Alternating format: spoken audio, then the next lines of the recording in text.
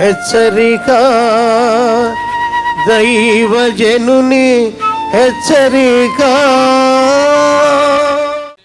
యెషయా 50:4 తీయండి. అలసిన వానిని మాటల చేత ఊరడించు జ్ఞానము నాకు దయచేసి ఉన్నాడు. నా కలుగజేయము కలుగునట్లు శిష్యునికి తగిన నోరు యెహోవా నాకు.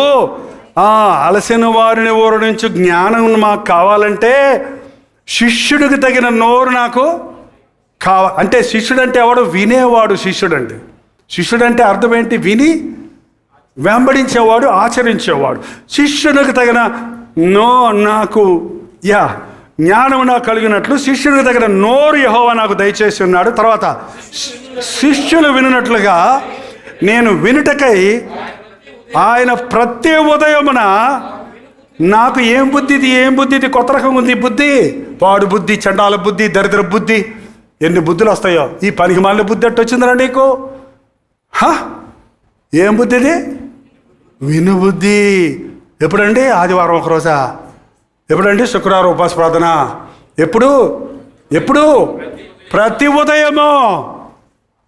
ఉదయము నేను వింటే దేవుని మాట, ప్రతి దినము నేను దేవుణ్ణి స్తుతిస్తా, ప్రతి దినము అలసిన వారిని ఊరడిస్తా, ప్రతి దినము నా యేసయ్య ప్రేమను ప్రకటిస్తా. ఎంతమంది అనుదిన ధ్యానం చూస్తున్నారో ఒకసారి చేయి చూపించండి. మీ అంతటా మీరు వినలేకపోతున్నారని, మర్చిపోతున్నారని ఖచ్చితంగా 7 గంటలు అయ్యేటప్పటికి కంటిన్యూస్గా 7 గంటలకు ప్రారంభించిన అనుదిన ధ్యానం రాత్రి మగళ్ళు ప్రయాసపడుతున్నాం ఆ ప్రోగ్రాములు సిద్ధం చేసి పోస్ట్ చేయడానికి. ఒక్కరోజు మిస్ అయితే జనం దిగులు పడతారేమో, లేకపోతే మిస్ అయిపోతారేమో, లేదా దూరం అయిపోతారేమో దేవునికి అని చాలామంది చెప్పారు. ఈ అనుదిన ధ్యానం ప్రారంభించిన తర్వాత మా జీవితం మార్చుకున్నామండి. మా కుటుంబంలో బ్రేక్ఫాస్ట్ చేయడం లేదు, ముందు అనుదిన ధ్యానం విన్నాకే. మేము ఏ పనులకి వెళ్ళటం లేదు, దేవుని మాట విన్నాకే. ఒకసారి చెప్పాను, 7 గంటలకు కాదు, మీరు 7 గంటలకు ముందే లేచి 6 గంటలకే లేచి మీ అంతటి మీరు బైబిల్ చదువుకొని మీ అంతటి మీరు ప్రార్థన చేసుకొని 7 గంటలకు మన అందరం కలిసి వాక్యం ధ్యానిస్తానికి సిద్ధంగా ఉండండి అని చెబితే ఆ సహోదరి చెప్తుంది, ఆమె పెందలకాడే లేచి ప్రార్థన ఏం చేశారు పొద్దునుంచి అడిగితే చెప్పుకొచ్చింది ఒక ఆమె. పొద్దుకాడే లేచి ప్రార్థన చేసుకొని బైబిల్ చదువుకొని అనుదిన ధ్యానం విని నాస్తా చేసుకొని తిని గొర్రెల ఎట్లో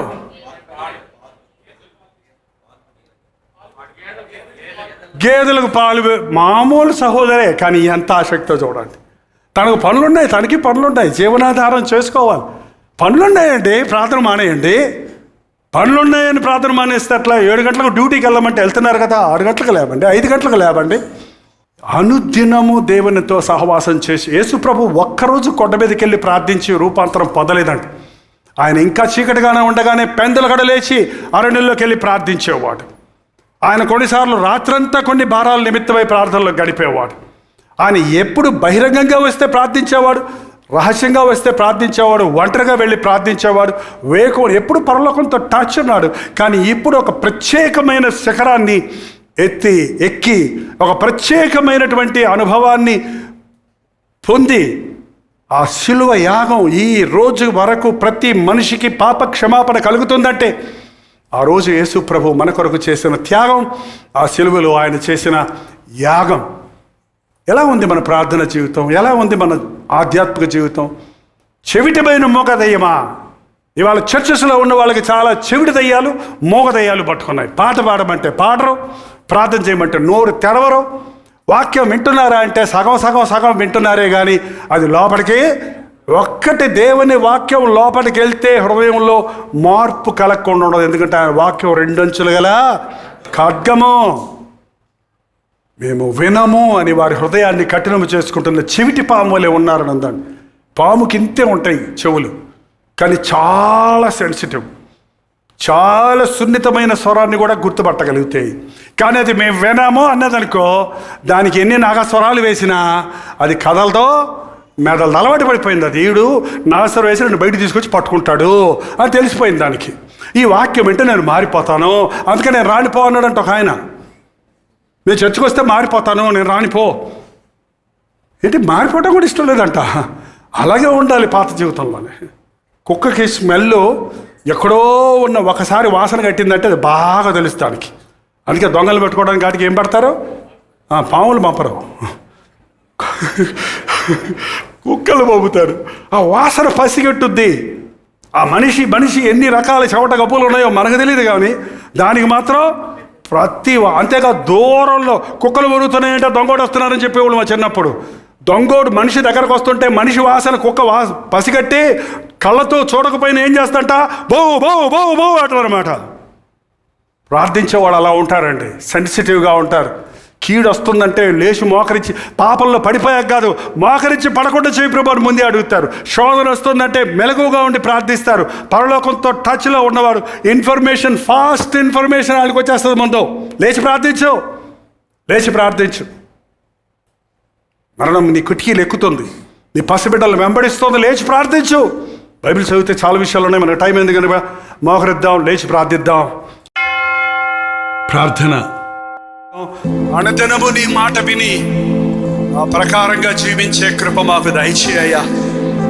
భూలోకపు బలహీనతలను మేము జయించినట్లు, అపవాది పట్టుల నుండి మేము విడిపించబడినట్లు, వినగలిగిన చెవిని గ్రహించగలగల హృదయాలు మేము పొందినట్లుగా మోకాళ్ళ ప్రార్థన మాకు నేర్పించయ్యా. విశ్వాస ప్రార్థన మాకు నేర్పించయ్యా. మాకు వినుబుద్ధి పుట్టించిన ఆయన మాకు ప్రార్థనాత్మను దయచేయ్యా. ఎన్ని సంవత్సరాలు నీ బిడ్డలమని చెప్పకుండా మార్పు లేని వారిగానే మేము మిగిలిపోక ఎప్పటికప్పుడు నాయన రూపాంతర అనుభవాన్ని పొందడానికి సహాయం చేయము.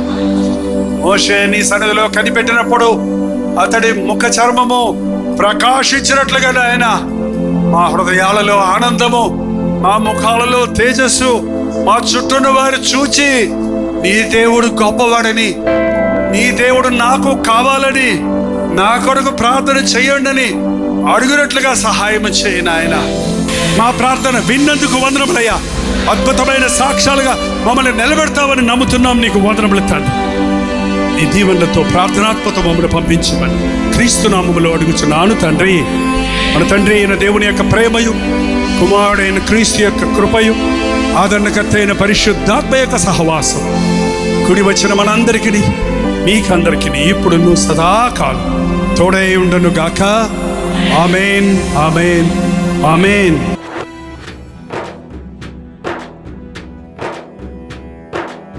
నిక్కమురా లోకం చెడ్డదిరా, తక్షణమే మేలుకు సోదరా. ఈ లోకపు పాపపు చీకటిలో నీలోనే వెలుగును చూపుమురా. నిక్కమురా లోకం చెడ్డదిరా, తక్షణమే మేలుకు సోదరా. ఈ లోకపు పాపపు చీకటిలో నీలోనే వెలుగును చూపుమురా. నీలోనే వెలుగును చూపుమురా.